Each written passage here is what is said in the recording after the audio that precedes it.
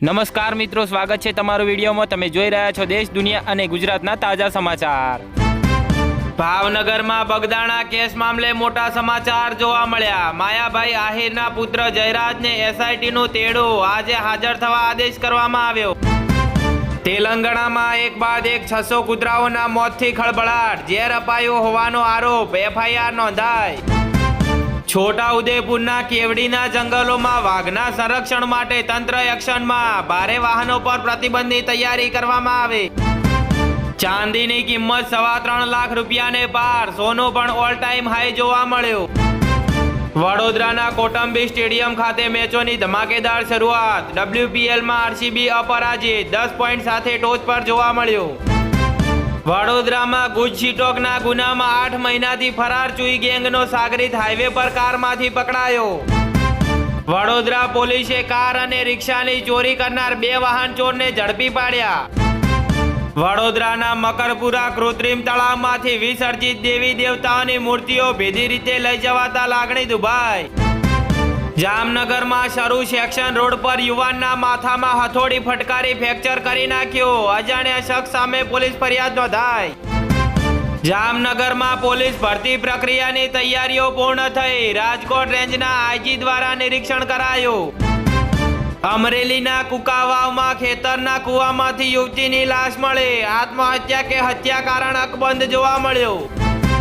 વડોદરા કોર્પોરેશનની ચૂંટણી પૂર્વ વિકાસના કામોના બહાને ઠેર ઠેર રસ્તા બંધ અને ખાડા ખોદી નાખ્યા।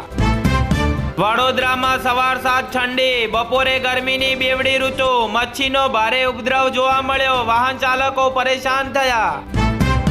જામનગર જિલ્લાના 1.39 લાખ ખેડૂતોને ₹3,475 કરોડની સહાય ચૂકવાઈ, 1417 ખેડૂતોને સહાય ચૂકવવા માટેની પ્રક્રિયા અંતિમ તબક્કામાં જોવા મળી। વડોદરામાં ઘર કંકાસના કેસમાં જેલમાં બંધ યુવકનો શૌચાલયમાં સ્વેટરની દોરી વડે આપઘાત, પરિવારના પોલીસ પર આરોપ જોવા મળ્યા। અમદાવાદના માણેક ચોકમાં બંગાળી યુવકનો આપઘાત, પોલીસ દ્વારા તપાસનો ધમધમાટ જોવા મળ્યો। અમદાવાદમાં નેશનલ સ્કૂલ મામલે આખરે તંત્ર એક્શનમાં, મારામારી મુદ્દે રિપોર્ટ માંગ્યો, સંચાલકે બાઉન્સરો ભાડે રાખ્યા હતા।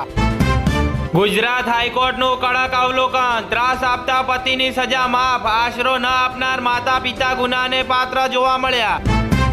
સુરેન્દ્રનગરમાં હળવદના કડિયાણા માથક રોડ પાસે ઇનામી ડ્રોના નામે ફુલેકો ફેરવ્યાનો આક્ષેપ જોવા મળ્યો। સુરેન્દ્રનગરના જેસડામાં સોલાર પ્લાન્ટના સિક્યુરિટી ગાર્ડ પર હુમલો થયો। જામનગરમાં સોલાર પેનલના બહાને 100 થી વધુ લોકોને છેતરનારી ટોળકી પકડાઈ। પીએસઆઈ એલઆરડી બનવાનું સપનું પૂરું કરવા દોડ્યા ઉમેદવારો, ગુજરાતમાં આજે 15 ગ્રાઉન્ડ પર ફિઝિકલ ટેસ્ટ જોવા મળ્યા। કુદરતનો માર અને સરકારની લાલિયાવાડી, 1 લાખથી વધુ ખેડૂતોને કૃષિ સહાયનો બીજો હપ્તો મળ્યો નથી।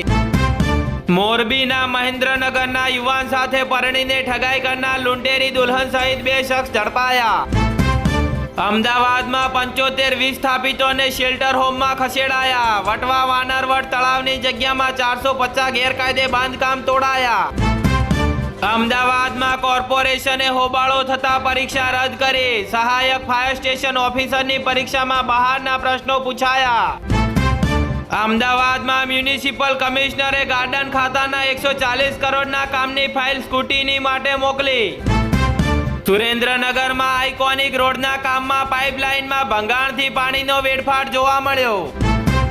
સુરત તડકેશ્વરમાં પાણીની ટાંકી ધરાશાયી થવાનો મામલો, 3 અધિકારી સસ્પેન્ડ કરાયા, જવાબદારોની ધરપકડ થશે। રાજકોટમાં જસદણના કમળાપુર નજીક ટ્રક અને બાઇક વચ્ચે અકસ્માત, 2 યુવકના ઘટના સ્થળે જ મોત થયા। પેટલાદના શિહોલની દૂધ મંડળીમાં ₹5 લાખની હંગામી ઉચાપત મામલે સેક્રેટરી, ચેરમેન સહિત 14 સામે પોલીસ ફરિયાદ નોંધાઈ। આણંદમાં એક્ટિવા અને મોટરસાયકલ અથડાતા 2 યુવાનોના મોત નીપજ્યા, 1 ઈજાગ્રસ્ત થયો। નડિયાદમાં પારસ સર્કલ પાસે પાલિકાની મિલકતમાં ગેરકાયદે બાંધકામ ખડકાયો। ભાવનગરના બગદાણામાં યુવાન પર થયેલા હુમલાના પ્રકરણમાં સંડોવાયેલા 11મા શખ્સની ધરપકડ કરાઈ। ભાવનગરના બુધેલ ગામે યુવાનની હત્યારા શખ્સને આજીવન કેદની સજા થઈ। ભાવનગર હેડક્વાર્ટરના હેડ કોન્સ્ટેબલ સાથે 1.10 લાખનો સાયબર ફ્રોડ જોવા મળ્યો.